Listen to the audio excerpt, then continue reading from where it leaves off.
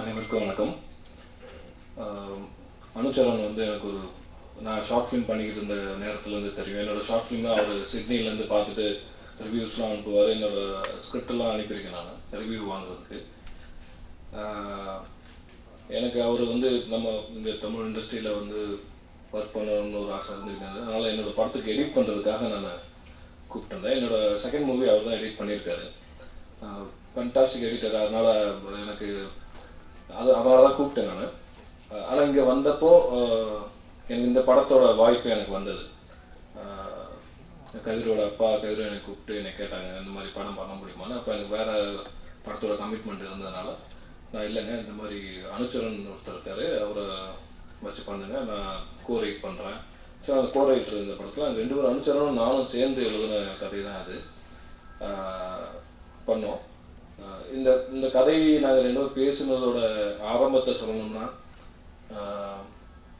எனக்கு பொதுவாகவே இந்த உலகத்தில் தோணுனது திருட்டு, கொலை இதுதான் தோன்றிருக்குன்ற ஒரு எண்ணம் இருந்தது. ஏன்னா அதுக்கு பிறகுதான் அதை தடுக்கிறதுக்காகவும் போலீஸ் மாதிரி ஒரு டிபார்ட்மெண்ட் கிரியேட் ஆகிருக்கும் அப்படின்றது எண்ணம். இப்போ அந்த வகையில் வச்சு பார்க்கும்போது அப்போ கிரிமினல்ஸ் வந்து எப்பயுமே சீனியர்ஸாக இருப்பாங்க,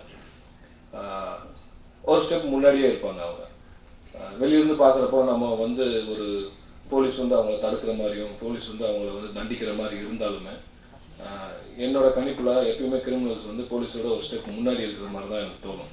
இதனால தான் அவங்க வந்து முன்னாடி தோணுனாங்க. அவங்க ஒவ்வொருடையும் ஒரு தவறு நடக்குதுன்னா அந்த தவறை அனலைஸ் பண்ணி அந்த தவறு திருப்பி நடக்கக்கூடாதுன்னு கிரியேட் பண்ணுற விஷயங்கள் தான் போலீஸ் டிபார்ட்மெண்ட் பண்ணுற வேலைகளாக இருக்கும். அதுக்குள்ளே அந்த திருடர்களும் அவங்களும் வந்து அடுத்த லெவலுக்கு போயிடுவாங்க. அவங்க இதுதான் தொடர்ந்து நடந்துக்கிட்டே இருக்குது. ஒரு திருடனை போல் வந்து ஒரு போலீஸ் சிந்திச்சா மட்டும்தான் அந்த திருடனை பிடிக்கிறதுக்கோ அந்த திருடனை கண்டுபிடிக்கிறதுக்கோ, ஒரு கொலையாளி போல் ஒரு போலீஸ் யோசிச்சா மட்டும்தான் அவனை கண்டுபிடிக்கவும் முடியும். இப்போ இந்த இந்த நிகழ்வு தொடர்ந்து நிகழும் போது என்ன ஆகுதுன்னா, 2 பேரும் ஏதோ ஒரு பாயிண்டில் 2 பேரும் ஒன்றா சந்திக்கிற மாதிரி எனக்கு தோணும். 2 பேரும் ஒரே மனநிலையில் வந்து சேர்ற மாதிரி இருக்கும். அப்போ 2மே ஒரே சிஸ்டமாக ஃபார்ம் ஆகுது. ஏன்னா ஒரு போலீஸ் மாதிரி ஒரு திருடன் யோசிக்கிறதும் திருடனை போல ஒரு போலீஸ் யோசிக்கிறது வந்து ஒரு புள்ளியில் சேர்ந்துடும்.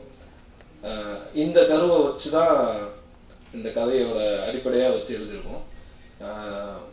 ஒன்று, ஒரு போலீஸோட பழகிறோம்னா நம்ம கிரிமினலாக இருக்கணும், இல்லை போலீஸாக இருக்கணும். ஒரு சாதாரண மனிதராக இருந்தால் என்ன ஆகும் அப்படின்ற ஒரு சின்ன நோட்டை வச்சு ரொம்ப சிம்பிள் ஸ்டோரி தான். பெரிய பெரிய ட்ராமாலாம் இல்லாத ஸ்டோரியாக இருந்தாலுமே என்கேஜாக போகிற ஒரு ஸ்டோரி. இந்த படம் வெற்றி அடைகிறதுக்கு உங்களோட சப்போர்ட் ரொம்ப முக்கியம். ஏன்னா இந்த மாதிரி படங்களுக்கு வந்து கமர்ஷியல் ஆஸ்பெக்ட்ஸ் இந்த படத்தில் எல்லாமே இருக்குது. சாங்ஸ் வந்து எல்லாமே இருக்குது. இந்த ரெகுலர் கமர்ஷியல் படங்கள் இருக்குது, சில ஆஸ்பெக்ட்ஸ் மட்டும் குறையும். மற்றபடி படம் வந்து எந்த இடத்துல தொய்வு இல்லாமல் போகும். அது திரைக்கதையாக இருக்கும், ஒளிப்பதிவாக இருக்கட்டும், இசையாக இருக்கட்டும், எல்லாரும் அவங்களோட பார்ட்டை வந்து ரொம்ப நேர்த்தியாக பண்ணியிருக்கோம். உங்களோட சப்போர்ட் வேணும். படம் வெற்றியடைய வாழ்த்துக்கள். நன்றி.